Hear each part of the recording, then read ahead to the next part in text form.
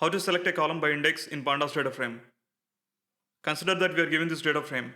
It has 3 rows and 2 columns. Column names are name and quantity. The index for the first column is 0 and the index for the second column is 1. To select a column by index in Pandas DataFrame, you can use iloc property of the data frame. Now there are 2 parts that we need to specify for this property. iloc stands for integer location based indexing for selection by position. The first one is to select the rows. Since we need to select all the rows in a column, we specify it as column symbol. The column specifies that we are going to select all the rows.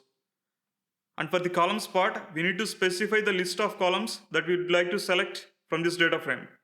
Suppose we like to select the first column. Provide the index 0 for the first column as a list.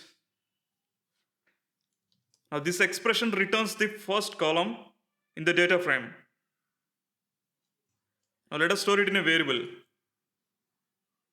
Print the resulting object to the output. Run the program. Only the first column has been selected in the resulting data frame. Now instead of selecting the first column, let us try to select the second column. The index of the second column is 1.